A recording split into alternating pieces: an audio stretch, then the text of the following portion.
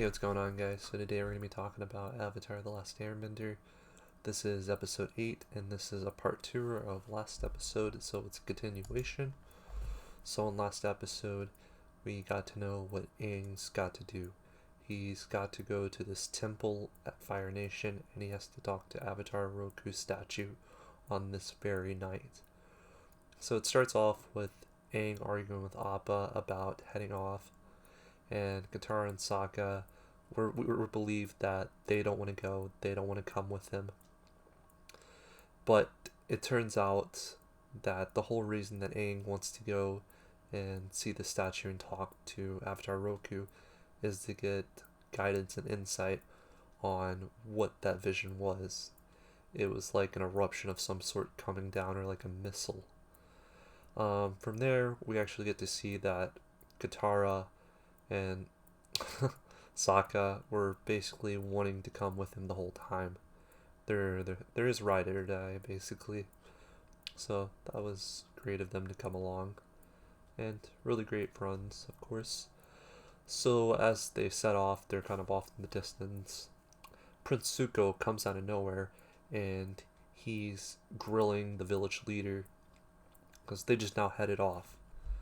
So we also get more insight of what he's doing. He's actually heading on ship, and we can see Appa and the others up in the air where he's looking at them through his little telescope, and he decides to actually set fire, and he shoots a fireball towards them, and it misses, of course, because they avoid it. You have Aang, and as they're going on, they're making it towards Fire Nation, and Prince Zuko, he's not allowed in Fire Nation at all. He's banished. He's a banished prince. Uncle Ro kept warning him, and he was highly against it. So we see finally in front of him, there's this huge blockage of ships, all with weapons ready to fire at moment's end. And the command was given by General Zoe, and they decide to go all in on him. They start firing like crazy, and they're like avoiding, and like Aang and everyone else is like, we're gonna head on straight through. We're gonna do it. It's dangerous anyway. And as they're invading, Sokka actually falls off, and they have to go down. So Aang pulls Appa down to go and get Sokka, and he catches Sokka, and from there we're actually in a line fire with General So. And what he does is he fires one directly at him, straight in front of him, towards Aang. And as it's coming in, Aang jumps off, and he uses an airbend wind kick. It was pretty crazy, a really awesome shot. And they finally, after he destroys that rock or fireball, he rides past him, and they make their way through. As that's going on, we get back to Zuko, and General So has this beef against Zuko. So what happens is these two ships are coming towards each other to try and cut him off, and Prince just keeps going. So what happens is So is trying to trick Zuko, so he just stops and lets Zuko pass by. As they head towards the volcano island, it's like time passes. They finally arrive at the volcano island where the temple actually is, and they make their way inside. At first outside they were kind of talking and joking around, just some nonsensical, just some fun. They head inside, and they're making their way through. They're walking opposite ways, and out of nowhere behind them comes these guardians, and they're like, we're the guardians of this temple for the Avatar.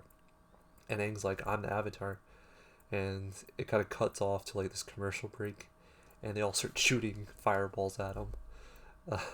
It was pretty crazy. So Aang basically takes fire and says, Katara and Sokka, go ahead and run.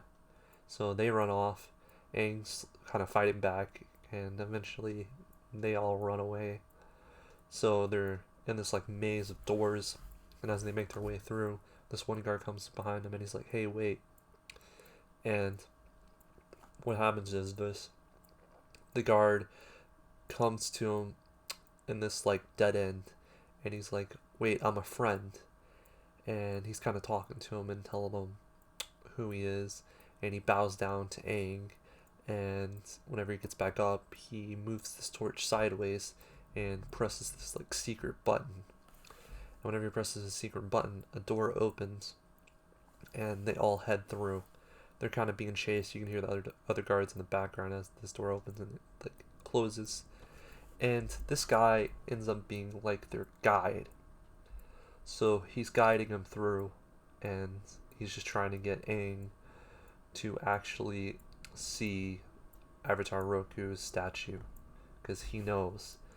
And what happens is, back in episode 2, the glowing statue showed them actually that the Avatar is alive, and he's a traitor amongst the other Guardians, because since there was no Avatar for them to arrive there, what they've done is they've actually served as a part of Fire Nation's army. So everyone kind of turned, and they're scared of the Avatar becoming powerful. Finally, they go up this huge staircase. It swirls, and they're up there, and they see this giant blockage of a door, and they're like upset because it's a door that can only be opened by an Avatar that's fully trained to be able to firebend. Like a fully trained Avatar to have that amount of power, it has 5 holes for the fire to go into it. But it's either an Avatar or 5 other Guardians. And since the other Guardians are all trying to kill Aang, that's not going to happen. And what they do is they actually create these like bombs, Sokka does, and it's like an improvised way that he's learned from his dad to actually do some type of fire mending trick.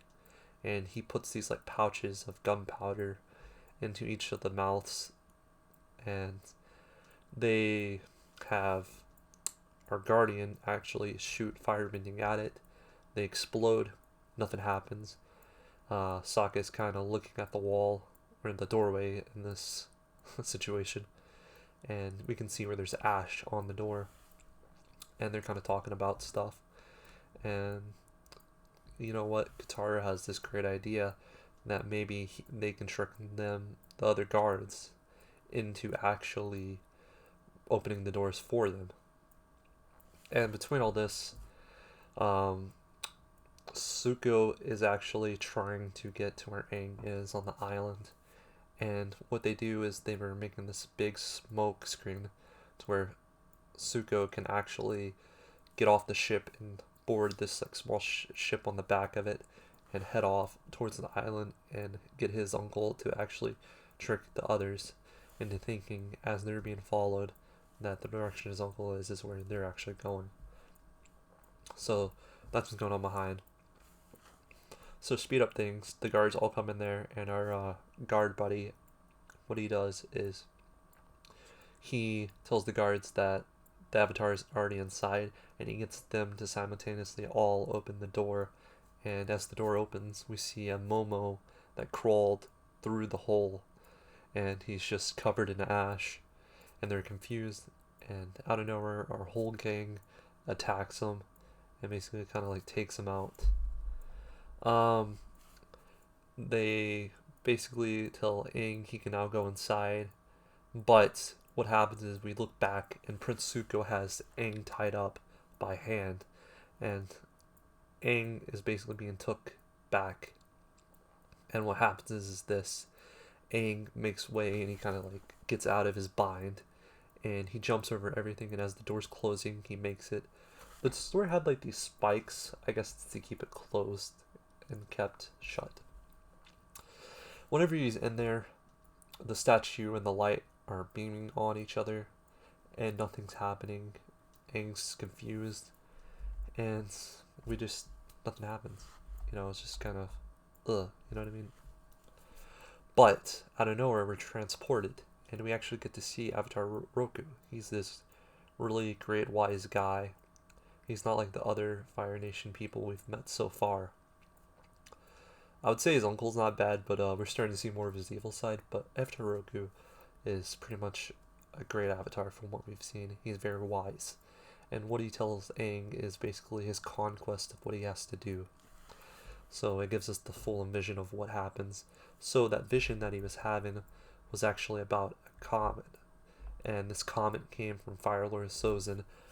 So 100 years ago, that was the first attack that was shot before the big battles that are happening till today. And what we're told is that Aang has until the end of summer to actually fight Sozin. So Fire Lord Sozin is the man that we have to get down. And it's going to be this hard task. So whenever Aang figures that out, he's like panicking because he doesn't think he has enough time. And while Aang's kind of questioning if he'll be able to get more guidance from Avatar Roku, since he's like the guidance avatar. And he's like, you'll be able to contact me when you need to. So from there, he's like telling Aang that he's going to give him some type of help in order to see what awaits the dangers outside. During all this, I like to mention that our good friend General So made his way as well, and he has Soku actually tied up, as well as Katara and Sokka. So it's kind of going crazy outside. They're trying to open the door, and he's like talking to Avatar Roku, and it's already begun the ritual. Avatar Roku is actually keeping it secure. And what happens is, after Aang kind of gets out of that, he gives him that power up. We get to see him glowing, his eyes glowing like he's going in that Super Saiyan state. And what happens is like Katara is like screaming as the doors are opening, and they're all saying attack. General Soul's like attack, and they're all attacking, and we just see glowing eyes. And as he makes his way out, it's actually the other Avatar.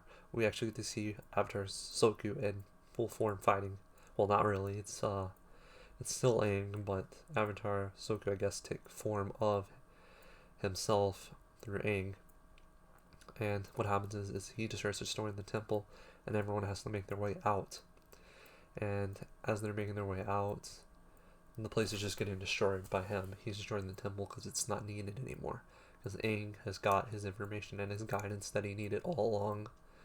So, in the end all, they make their way. As the temple's collapsing, they're confused of where our guard friend went. Everyone is. So Mr. General So, he's got the guards, but not Prince Zuko. Zuko. So, Prince is free, our friends are free, but we don't know what happened to the Guardian. He had a name, but I kind of forgot it. It kind of got lost, because they don't mention it till the very end, which is kind of insane. I don't like that. And we're getting like a lot of names all on top of each other randomly. Anyway, so they make their way out. So you have Aang, Katara, Sokka, Momo, and Appa. Appa and Momo are actually, they ride up through like this doorway as this temple's exploding because it's like a volcanic eruption. Since Zuko is the avatar of firebending, known for firebending, I guess their biggest attribute is always the one that they're first taught and brought up through. I still don't understand fully on how avatars are chosen. Are they all given the same thing? Because we know he's from Fire Nation. Anyway, that's my question and thought about that. In the end, they make their way off, and it's nighttime, and we can see the moon. It's this very beautiful shot as they ride off. And Momo actually has one of the headdresses or hats of one of the Fire Nation guards slash army people. Or warriors, should I say. That's a better way to put it. So this episode was really good. I thought it really did well for this episode. We got to see a lot of fighting, and we got to know more about his whole ordeal of what he's got to do to succeed in becoming the Avatar and saving the world. So it told us what his mission really is and the dangers that come and who he has to fight. So now we're giving a direct enemy rather than just Fire Nation, which helps things a lot more. Anyway, I got to say this episode was an 8.7. I enjoyed it, but it wasn't the most amazing episode of my books. But it had some type of story going up. But it's not too crazy from some other episodes where we get story bits that help just as much as that. We're just now given a name for an enemy and some type of guidance to Aang on what he has to do. We still haven't got to where he's learning any of his bending styles. So anyway, tell me what you guys think. Do you think I was a little too harsh on that 8.7? Or do you think I missed something very major? Anyway, guys, I hope you have an amazing day. And yeah, peace.